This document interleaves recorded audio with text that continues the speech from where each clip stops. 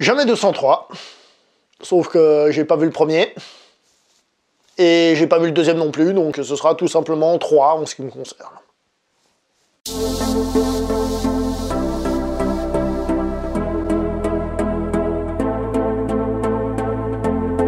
Bonjour à toi très chers spectateurs, bienvenue pour cette nouvelle critique en post-projection. Il va être aujourd'hui question du film Pitch Perfect numéro 3, donc Pitch Perfect 3.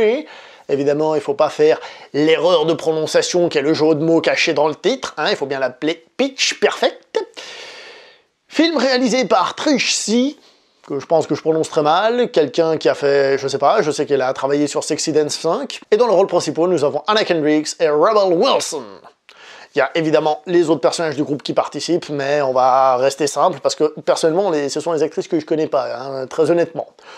Tant mieux si elles arrivent à faire carrière grâce à ce film, mais personnellement, j'avoue que je ne les connais pas plus que ça. Alors, quelle note je vais donner à ce film? Ce film, je vais lui donner une petite note, mais qui est quand même pas mal. Je vais lui donner la note de 6 sur 10. 6 sur 10. Alors, c'est un petit 6 sur 10, hein, c'est pas waouh, mais franchement, ça se laisse regarder. Si on considère que Terminator, ou je sais pas moi, Predator, c'est des films pour mecs, eh ben, ce film, c'est clairement un film pour femmes, pour demoiselles. Mais personnellement, ça ne me gêne pas, parce que pour moi, une fille bien est capable d'apprécier Terminator, et les mecs bien sont capables d'apprécier aussi ce genre de film. Donc je suis un mec bien. Alors, le film, on peut parler des actrices, qui sont correctes dans le rôle, c'est très stéréotypé, mais bon, franchement, elles tiennent la baraque sans rien casser, on va dire, ça se laisse regarder. On n'est pas très loin du téléfilm, je dirais, d'une certaine manière, du téléfilm ambitieux, mais du film qui n'a... Comment dire, téléfilm ambitieux, mais film qui, lui, n'est pas très ambitieux, soyons très honnêtes. Le scénario en lui-même, encore une fois, il est assez pauvre, c'est juste des excuses pour faire de la musique, des excuses pour qu'il y ait un petit peu d'action, et des excuses pour qu'il y ait de l'humour. C'est déjà pas mal, hein, comme cocktail, musique, action, humour, c'est pas mal du tout. Revenons vite fait sur l'action pour dire qu'elle est très sobre et très portée sur le comique, justement, c'est pas un film d'action, il y en a un petit peu, c'est rigolo, mais voilà, quoi. L'humour en lui-même, qui est donc compris aussi dans les scènes d'action, m'a pas fait rire, j'ai pas rigolé, mais il est assez présent pour faire que le film soit léger et se laisse regarder sans aucun problème. Musicalement parlant, là, par contre, le film, il est assez fort. Il est assez fort, non pas parce que c'est des musiques qui vont révolutionner, hein, on est dans la pop, on prend des trucs assez connus pour que, justement, les gens soient contents, on prend pas de risques. Mais ça se laisse regarder, le côté chorégraphie, le côté spectacle, le côté show, tout ça passe très très bien, et franchement, bah voilà, c'est quand même un peu le principal de ce film, qui est une espèce de comédie musicale qui n'ose pas l'être, c'est-à-dire on fait plein de musique tout le temps, mais on justifie ça par le fait de « Ah, on va chanter ». Et comme c'est un groupe de chant a cappella, ce qui veut dire qu'ils font eux-mêmes les instruments avec la bouche, et ben c'est l'excuse pour qu'il y ait de la musique partout tout le temps, pour tout et n'importe quoi. Je profite pour faire une petite parenthèse pour vous dire que je connais un groupe a cappella qui s'appelle Van Canto, qui fait du metal a cappella. Au début, je crois qu'ils reprenaient des musiques existantes, en tout cas ils ont repris beaucoup de musiques existantes, et maintenant je pense qu'ils font leur propre truc, je vais y arriver. Je vous mettrai un lien dans la description pour ceux qui sont un petit peu curieux de voir ce que ça peut donner. La réalisation au début, je dois vous avouer que j'ai été un petit peu perplexe lorsque j'ai vu les premières scènes de danse, de chorégraphie et tout ça. Je l'avais pas trouvé terrible, et puis plus le film avance, plus ça va, mieux c'est, voilà quoi.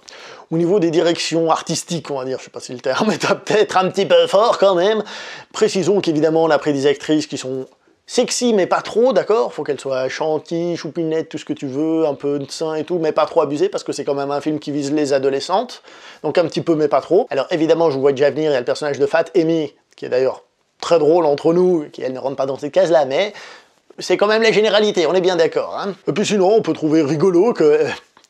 elles fassent une tournée mondiale en Europe, donc elles font l'Espagne, l'Italie et la France. Déjà, je trouve que l'ordre est un petit peu bizarre, hein, vaut mieux les faire dans un ordre qui suit, hein, c'est plus logique, hein.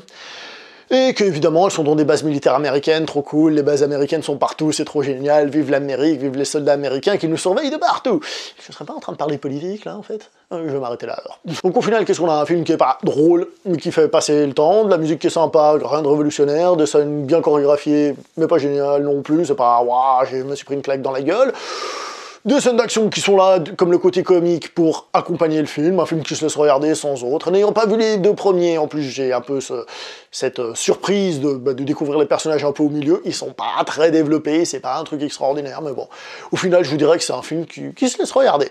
Alors, est-ce que je vous conseille d'aller au cinéma? Non, je vous conseille pas d'aller au cinéma. Est-ce que je vous conseille de faire l'effort, c'est-à-dire d'aller chercher dans un vidéoclub? Oui, ça existe encore, croyez-moi. Est-ce que je vous conseille d'aller vous débrouiller pour l'avoir? Pas forcément. Par contre, si un jour il passe à la télé, pourquoi pas? Ou alors si vous êtes avec des potes, un truc grand public, quand je dis grand public, c'est que c'est pas quelque chose de trop précis, quelque chose d'assez large, surtout si vous êtes plus jeune, demoiselle, bah allez-y, hein, lâchez-vous, c'est un film qui se laisse regarder, j'ai trouvé. Voilà, alors maintenant je vais faire un truc que j'ai jamais fait dans mes vidéos, je vais faire un placement de produit. Je vous préviens tout de suite, je suis pas payé pour ça, absolument pas, et en fait je vais le faire parce que c'est une pote à moi. Alors, déjà, je sais pas comment ça va sortir avec le fond vert que j'ai là, mais je voudrais vous présenter son livre, donc Épopée avalonienne, qui est donc le premier livre d'une trilogie, je crois, qui celui-ci s'appelle Hérodias et le guerrier au linceul.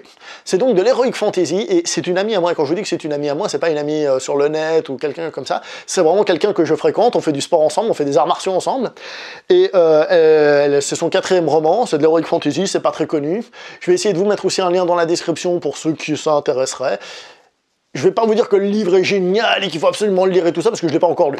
Quand je l'aurai lu, je leur reparlerai dans une vidéo, je vous dirai si je l'ai trouvé génial ou si je trouvais que c'était nul.